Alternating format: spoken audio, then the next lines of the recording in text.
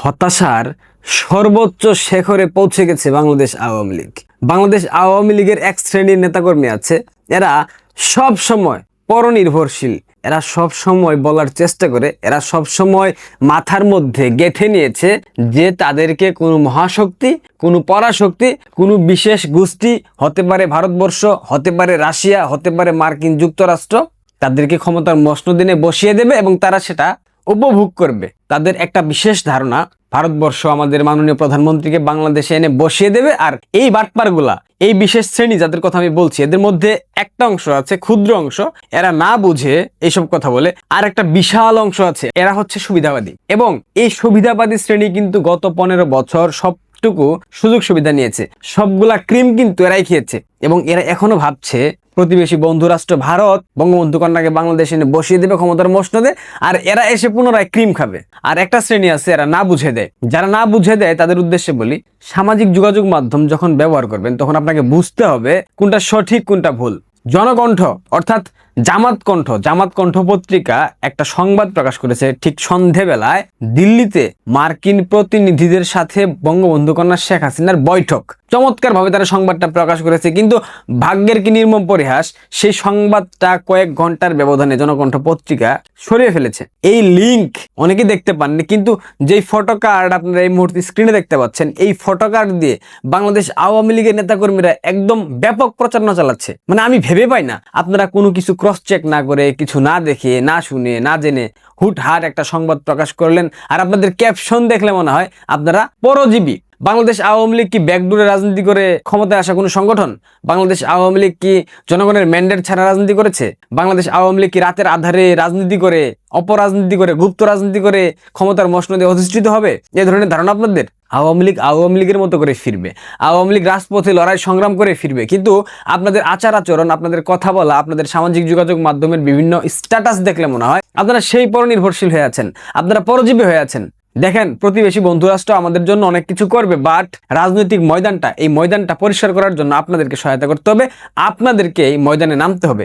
অনেকে আমাকে গালি দেবেন যে আপনি বাইরে বসে লম্বা লম্বা কথা বলেন, তো আমি মাঠে যাই, আমার জীবনের নিরাপত্তা আপনারা আমাকে দেন, আমি যাব, কোনো সমস্যা নাই। জনকণ্ঠের মতো একটা পত্রিকা একটা সংবাদ প্রকাশ করলো, আর সেইটা নিয়ে আপনারা এমন ভাবে স্ট্যাটাস দিচ্ছেন, আমি ভাষায় বলতে পারবো না। সেই স্ট্যাটাসের মধ্য দিয়ে বোঝা যাচ্ছে আওয়ামী লীগের কোনো শক্তিমত্তার জায়গা নেই, আওয়ামী লীগ গণমানুষের দল না, জনমানুষের দল না, জনমানুষের কোনো ম্যান্ডেট আওয়ামী লীগের উপর নাই, আওয়ামী লীগ ভেসে আসা কোনো সংগঠন, আওয়ামী লীগ মুক্তিযুদ্ধের নেতৃত্ব দেয়নি, তারা পরজীবী হয়ে বসে আছে।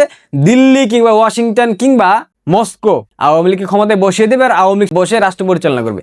আপনাদের ধ্যান ধারণা দেখে, আপনাদের বুদ্ধিমত্তা দেখে, আপনাদের মস্তিষ্কের সীমাবদ্ধতা দেখে মাঝে মধ্যে লজ্জা লাগে যে আপনারা কিভাবে আওয়ামী লীগ করেন। আওয়ামী লীগ করতে হলে উদার চেতা হইতে হয়, উদার মন মানসিকতা থাকতে হয়। আওয়ামী লীগ করতে গেলে অবশ্যই আপনাকে মেন্টালিটি অনেক আপডেট করতে হবে। মান্দাতার আমলের মেন্টালিটি নিয়ে একবিংশ শতাব্দীতে বাংলাদেশে বসে আওয়ামী লীগের রাজনীতি করবেন, এমনটা হতে পারে না। জনকণ্ঠের এই সংবাদ প্রকাশের পর আপনাদের স্ট্যাটাসের ধরন দেখে সত্যি কথা বলতে অনেক ক্ষুব্ধ হয়েছি। এইভাবে হয় না। আওয়ামী লীগের একটা জনভিত্তি আছে, এটাকে আপনারা তুচ্ছ তাচ্ছিল্য করে আপনারা পরজীবী হয়ে যাচ্ছেন। পরজীবীরা কিন্তু দীর্ঘমেয়াদে বাঁচতে পারে না, এটা আপনাদের মাথায় রাখা উচিত। সুদখোর ইউনূসের লাস্ট 1 বছরে বাংলাদেশে লাশের যে ব্যবসা হয়েছে, বাংলাদেশে যে কতগুলা বেওয়ারিশ লাশ পাওয়া গেছে, আপনারা কল্পনা করতে পারবেন না। এই কথাটা আমি এখন বলতাম না, আমি বলতে বাধ্য হচ্ছি, কারণ সুদখোর ইউনূসকে যদি বেওয়ারিশ বানানো যাইতো তবে মনে হয় বাংলাদেশের মানুষের আত্মা, যারা মৃত তাদের আত্মা শান্তি পেত, আর যারা বেঁচে আছে তারাও শান্তি পেত যদি সুদখোর ইউনূসকে বেওয়ারিশ লাশ হিসেবে বাংলাদেশের মাটিতে দাফন করা যাইতো। শুধুমাত্র ঢাকায় 643টি বেওয়ারিশ লাশ পাওয়া গেছে। রায়ের বাজারে 461 এবং জুরাইন কবরস্থানে 175 লাশ দাফন করা হয়েছে। 2024-এর চেয়ে 2025 সালে 73টি বেশি লাশ বেওয়ারিশ। পুস্তকগুলা শ্মশানে অন্য ধর্মের 7 জনের লাশ দাহ। নদী থেকে 400 লাশ উদ্ধার হলেও 141 জনের পরিচয় শনাক্ত করা যায়নি। বাংলাদেশ না ঠিকঠাক আছে? সুদখোর ইউনূস, প্রেস সচিব ডাস্টবিন শফিক থেকে শুরু করে সবাই বারবার বলে না বাংলাদেশ ঠিকঠাক আছে, বাংলাদেশ ঠিক মতো চলছে।